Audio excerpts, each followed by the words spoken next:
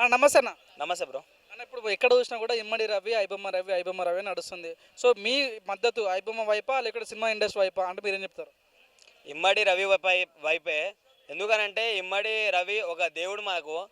చాలా దేవుడా? దేవుడు దేవుడా ఎందుకు అంటున్నారు? దేవుడు ఎందుకంటున్నా అంటే ఇప్పుడు సినిమా టికెట్ల ప్రైస్ పెంచినాం అదే అని చెప్పేసి అంటారు. ప్రొడ్యూసర్లకు లాభాలు వస్తాయి. వాడు నిరుపేద కుటుంబంలో నుంచి ఉంటే వాడు ఒక సింగిల్కి వెళ్తే ఒక 1000 రూపాయలు కథమైతే అనుకో. వాడు ఒక ఫ్యామిలీని తీసుకెళ్ళాలంటే ఫ్యామిలీలో 4-5 చిన్నపిల్లలు ఉంటారు. సో వాళ్ళకి నువ్వు టికెట్ ప్రైస్ పక్కన పెట్టు ఫస్ట్. ఇప్పుడు snacks, bike parking fee, car parking fee తీసుకో. ఇప్పుడు నువ్వు స్నాక్స్కి ఎంత అనుకున్నా నార్మల్గా బయట ఒక ఎగ్ పఫ్ తింటే 20 రూపాయలు 30 రూపాయలు ఉంటుంది. అదో మల్టీప్లెక్స్లో తినాలంటే 150-200 ఉంటుంది. అప్పుడు 5 మంది పిల్లలు ఉంటే ఆడనే 1000 రూపాయలు ఖర్చు అయిపోతుంది. అట్లా వానికి వచ్చేదే 10,000 బొచ్చులో జీతం. మనకి ఆ 10,000 జీతం ఈ ఒక సినిమాకే 5,000 దాకా అయిపోతే ticket, snacks, bike parking, car parking అని చెప్పేసి ఈ 5,000 ఒక ఇమ్మాడి రవి నిరుపేద కుటుంబంకి ఒక సాయం చేస్తున్నట్టు అనుకోవచ్చు మనం. సో నువ్వు అనుకోవచ్చు ఇప్పుడు ప్రొడ్యూసర్లు ఉంటారు, గవర్నమెంట్ ఉంటుంది. మరి ఎప్పుడైనా రైతుల గురించి ఎప్పుడైనా ఆలోచించారా? మరి రైతు పంట పండిస్తుంటే ఆ పంటని వాళ్ళు తెచ్చుకున్న దానికన్నా ఒక 3 ఇస్తాము, డబల్ ఇస్తాము, ఒక హై ప్రైజ్లు ఇస్తామని అంటే వాళ్ళు చల్లగా ఉంటారు. అట్లాంటిది నువ్వు ఒక సినిమా తీసేసి నువ్వు రైతు కన్నా గొప్పనా? ఒక సినిమా ఇండస్ట్రీ రైతు కన్నా గొప్పనా? ఇప్పుడు ఒక రైతు పంట పండిస్తేనే ఒక సినీ ఇండస్ట్రీ అన్నా లేకపోతే వేరే వాళ్ళన్నా ఎవరన్నా మన 5 ఏళ్ళు నోట్లోకి పోతున్నాయి, అవునా కదా? అట్లాంటిది నువ్వు రైతుని పట్టించుకోవు, ఎవరిని పట్టించుకోవు.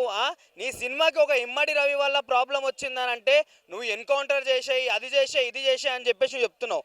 సరే నువ్వు పట్టుకున్నావు ఇమ్మడి రవిని, పట్టుకొని నువ్వేం చేస్తున్నావు? వానికి ఏదో పనిష్మెంటో వాని ఎన్కౌంటర్ చేద్దామని చెప్పేసి ఆలోచిస్తున్నావు. ఇప్పుడు ఎంతమంది దొంగన కొడుకులు రాజకీయాలైనా సరే పోలీస్ తరపు నుంచి కొంతమంది క్రిమినల్ కేసులలో చాలామంది ఉన్నారు. మరి వాళ్ళని మీరు ఇమ్మడి రవి సపోర్ట్ తీసుకొని ఎట్లా హ్యాకింగ్ ఇదంతా మనోనికి పర్ఫెక్ట్గా తెలుసు. మనోనే ఇట్లా గవర్నమెంట్లో ఒక జాబ్ ఇచ్చేసి మనోని అట్లా యూటిలైజ్ చేసుకుంటే కొన్ని క్రిమినల్ కేసులు మనం ఆపొచ్చు కదా. సో అట్లా ఎవడైనా థింక్ చేస్తాడా? అట్లా ఎవడు థింక్ చేయడు. ఈయన వల్ల మా సినిమాకి ఇన్ని కోట్ల నష్టం వచ్చింది, సో దీనివల్ల మేము ఏమంటారు అడగతింటున్నాము, వీని చంపేస్తే నెక్స్ట్ ఇంకోటి ఇట్లాంటి పైరసీ చేయడం అని చెప్పేసి అనుకుంటున్నావు. సరే ఎప్పుడైనా సరే నువ్వు ఇప్పుడు హీరో అయినా సరే, ప్రొడ్యూసర్ అయినా సరే, డైరెక్టర్ అయినా సరే, ఎవడైనా సరే ఒకటే చెప్తా అందరికీ, సరే నువ్వు తీసేది ఫ్యాన్స్ గురించి అని చెప్పేసి అని అంటారు కదా. మరి ఒక ఫ్యాన్ గొప్పోడవచ్చు, ఒక ఫ్యాన్ పేదోడైపోవచ్చు. ఏ రోజైనా ఆలోచించినావా నువ్వు? నా ఫ్యాన్స్ కొంతమంది పేదోళ్ళు ఉంటారు, ఇంత టికెట్ ప్రైస్ పెడితే పోతారా అని ఏ హీరో నన్ను ఆలోచించిందా? ఎవడో ఆలోచించలేదు. సో మంచిని చంపుదాం అనే ఒక కాన్సెప్టే ఈ సొసైటీలో బతుకుతుంది. అంతకు మించి చెడుని ఎవడు చంపడు, మంచిని చంపుదామని చూస్తాడు. సో ఎలా చూసుకున్నా ఇమ్మడి రవి కాల గోరికి కూడా ఈ ప్రభుత్వం ఏది పనికిరాదు. నిజంగా చెప్పాలంటే అసలు ఇమ్మడి రవి దొరకపోయేటోడు, అంత పెద్ద హ్యాకర్ ఆయన అసలు దొరకపోయేటోడు. ఆఫ్టర్ ఆల్ ఒక ఆడదాని సాయం, వాళ్ళ పెళ్ళాని సాయం తీసుకొని మీరు పట్టించిర్రనంటే మీరు ఇంకెంత చెత్తనా అనొద్దు, కానీ ఎంత చెత్తగా ఆలోచిస్తారు మీరు అసలుకి. ఏ రోజన్నా ఏ ప్రొడ్యూసర్ అన్నా ఏ డైరెక్టర్ అని వచ్చేసి అరే ఇంత టికెట్ ప్రైస్ పెడితే నా ఫ్యాన్స్ చూస్తారో చూడరో అని చెప్పేసి ఏ రోజన్నా ఆలోచించిర్రా? థియేటర్లు అక్కడ చనిపోతున్నారు, వాళ్ళ గురించి ఎప్పుడన్నా ఆలోచించారా? ఎవడు ఆలోచించాడు, ఏమి చేయడు. కానీ మీ సినిమాలు ఏమంటారు పైరసీ కావద్దు, ఏం కావద్దు, ప్రతి ఒక్కటి టికెట్ ప్రైస్ కొనుక్కొని సినిమా థియేటర్లకు వెళ్తే మీకు కోట్లు రావాలి, అంతకు మించి ఆడ డొల్ల ఏం లేదు. సో ఇమ్మడి రవి అనేటోడు ఒక రేర్ పీస్ అన్న. నేను చెప్తున్నా, ఇమ్మడి రవి వాళ్ళ పిల్లం ఎవరైనా బయట దొరికిందంటో దాన్ని మేము చంపేస్తాం. అంటే మీరేమో ఎంతో గొప్ప చెప్తున్నా ఇమ్మడి రవి గురించి. ఇమ్మడి రవి దగ్గర మీ డాటా ఉంది, మీ డాటా లీక్ అయితే దాని బాధ్యతలు మీరేనా? సో మీలాంటి వాళ్ళు ఎంతోమంది యూజర్స్కి డాటా ఉంది.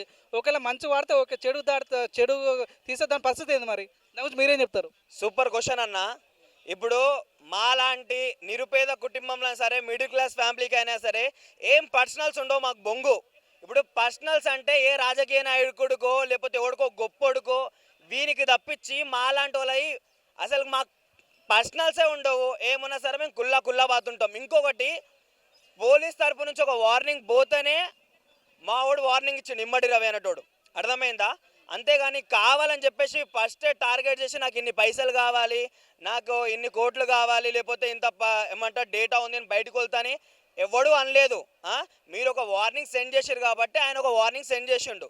సో ఇక్కడ అర్థం చేసుకోవచ్చు. ఇప్పుడు పట్టుకుర్రు, ఇప్పుడు ఆయన కింద ఎంతమంది ఉండ్రు, మళ్ళీ ఎవరు డేటానా లీక్ చేసిర్రా?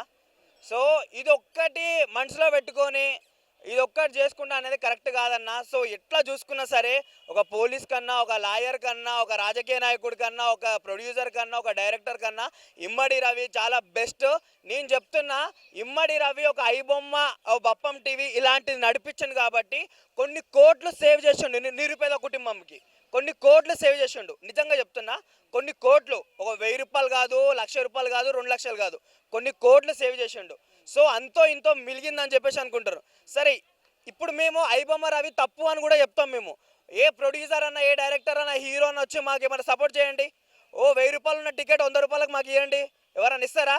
ఇయ్యరు. ఎందుకంటే మీకు కలెక్షన్స్ కావాలి. మీ ఫ్యాన్స్ ఎక్కడ పోతుంది? మీ ఫ్యాన్స్ ఉంటేంది, చస్తేంది. మీకు కావాల్సింది కలెక్షన్స్ ఉంటే మీ ఆస్తి డబల్ అవుతుంది. మీ ప్రొడ్యూసర్ ఇంకో సినిమా తీయచ్చు, మీ డైరెక్టర్ ఇంకో సినిమా తీయచ్చు. సో దానికి మించి ఏం ఉండదు అన్న అక్కడ. అంటే మీరేమో ఐబొమ్మ రవి గురించి పాజిటివ్ మాట్లాడుతున్నారు. పాజిటివ్ మాట్లాడడం వల్ల మీద కేసులు వేస్తా అంటారు. దాని గురించి ఏం చెప్తావు మరి? వేసుకోనన్నా. నేను చెప్తున్నా కదా, మంచిని చంపే సొసైటీ ఇప్పుడు నడుస్తుంది బయట. ఇప్పుడు నన్ను ఒక్కని అరెస్ట్ చేస్తాడు, ఇంకా లక్షల మంది ఉన్నారు. ఇప్పుడు వాళ్ళని అరెస్ట్ చేస్తాడా?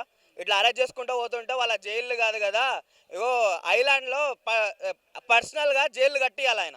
అర్థమైందా? అప్పుడైతే అందరం దొరికిపోతాం. మరి ఐబొమ్మ రవిని ఎన్కౌంటర్ చేస్తారంట. ఎన్కౌంటర్ ఏమో ప్రొడ్యూసర్ కోరిండు. మరి దాని గురించి మీరు ఎట్లా చూస్తారు? ఎవ్వరు చెయ్యరన్న. ఒకవేళ చేసే మొత్తం ధ్వంసం అయిపోతా చెప్తున్నా ముందే. ఎందుకనంటే చాలామంది ఇప్పుడు మీరే ఈ పోస్ట్ ఏదైతే మీరు యూట్యూబ్లోనన్నా ఫేస్బుక్లోనన్నా పెడితే దాంట్లో ఒక 1000 కామెంట్లు వచ్చినాయనుకో, ఒక్కరో ఇద్దరో వాడు తప్పని చెప్పేసి అని చెప్తా అంటారు. అంతేగాని ఎవ్వరు మాత్రం తప్పు అని చెప్పేసి ఎవరు అనరు. అంటే ఐబొమ్మ రవి తరపున, జగన్ తరపున వాదించినటువంటి న్యాయమూర్తి కూడా ఇన్వాల్వ్ అయ్యిండు. నేను తనకు సపోర్ట్ చేస్తున్నా, తనను విడిపిస్తానని కూడా హామీ ఇవ్వడం జరిగింది. దీన్ని ఎలా చూడొచ్చు?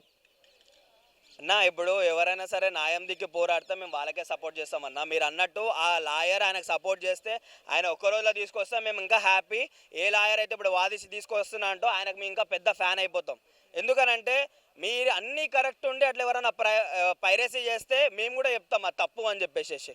సో మీరు సినిమాలు తీసేసి 1000 జనాల పైకి వదిలేసేసి మీరు ఇది తప్పు, అది తప్పు, ఎన్కౌంటర్ చేయాలి, అది చేయాలని అంటే మీరు ఫ్యాన్స్ దగ్గర నుంచి 1000 కోట్ల దాకా కలెక్షన్ చేసుకో. మీ 100 కోట్లు పెడితే మీకు 300 కోట్లు రావాలని మీరు ఆశిస్తారు. మరి ఒక సరే డబ్బున్న ఫ్యాన్స్ అయితే వస్తారేమో. మరి సినీ ఇండస్ట్రీ ప్రకారం తరఫు నుంచి కూడా కొంచెం ఫ్యాన్స్కి కొంచెం న్యాయం జరిగేటట్టు చూస్తుంటే మేము సినీ ఇండస్ట్రీకి సపోర్ట్ చేస్తాం. ఎందుకు, నాకు సినీ ఇండస్ట్రీ అంటే చాలా ఇష్టం. ఎందుకు అట్లా సపోర్ట్ చేసి అట్లా మంచిగా చేస్తే మేము కూడా మంచిగా చేస్తామన్నా. మరి చివరిగా మీ మద్దతు ఇమ్మడి రవి వైపా లేకుంటే సినిమా వైపా? ఇంత చెప్పినాక కూడా ఇమ్మడి రవి అన్న, ఇమ్మడి రవి తరపునే మేము ఉంటాం, బరాబర్ ఉంటాం. అది కేసు వేసుకొని లేకపోతే జైలుకి పంపించని, ఇంకొకడికి పంపించని, ఇమ్మడి రవి ఇస్ ద బెస్ట్. మీరు వాళ్ళ పిల్లం సాయం తీసుకోకుండా పట్టుకోవాలనుకుంటే నాకు తెలిసి ఇంకో 10 సంవత్సరాలైనా మీరు పట్టుకోలేకుంటుంటే నాకు తెలిసి. అంతే భయ. ఇప్పుడు ఇమ్మడి రవిని చాప్టర్ క్లోజ్ చేసారు. మన కొత్త ఇమ్మడి రవి పుట్టుకరారా? కంపల్సరీ పుట్టుకొస్తారన్న. నిజంగా చెప్తున్నా, ఒక తీవ్రవాదిని చంపితే ఇంకో తీవ్రవాది వస్తలేడా? సో ఈడ మనం చంపాల్సింది ఇమ్మడి రవినో ఇంకోరినే కాదు, ఒక అన్యాయాన్ని అరికట్టడం మనం నేర్చుకోవాలి. ఇది నేర్చుకుంటే ఏమంటారు, సినీ ఇండస్ట్రీ కాదు ఇంకా చాలా బాగుపడతాయి. ఒక ఇమ్మడి రవి లాంటి హ్యాకర్ ని, ఒక మంచి పర్సన్ ని మీరు గవర్నమెంట్ జాబ్ ఇచ్చేసి ఒకసారి మీరు చూడండి. ఎవడైతే ఇట్లా ఓటీపీలు చెప్పుకొని బ్యాంక్ తరఫు నుంచి డబ్బులు ఎగరేసుకోపోతుండో వీళ్ళని పట్టుకోవడానికి, క్రిమినల్ కేసులను పట్టుకోవడానికి మీకు చాలా ది బెస్ట్, మీ పోలీస్ కన్నా లేకపోతే మీ లాయర్ల కన్నా ది బెస్ట్గా పనిచేస్తాడు. అంటే ఆయన ఎన్కౌంటర్ చేయకుండా సరే చేసిన తప్పుకి ఎంతో అంతో శిక్షించేసి ఆయనకు ఒక జాబ్ ఇచ్చి మీరు ఒక సెక్యూర్గా చూసుకుంటే అది నో ప్రాబ్లం. ఎందుకనంటే ఇప్పుడు మీ వల్ల ఆయన లైఫ్ ఖరాబ్ అయింది, ఆయన వైఫ్ వెళ్ళిపోయింది. వాళ్ళ వైఫ్ అంటే ఇంకా దొంగదే, కానీ అది ఉన్న వేరే అని కూడా చేసుకోవచ్చు. కానీ సో అట్లాంటి మంచి పర్సన్, అట్లాంటి టాలెంట్ పర్సన్ని లైఫ్ స్పాయిల్ చేయొద్దని చెప్పేసి గవర్నమెంట్ అడుగుతున్నాను అంతే.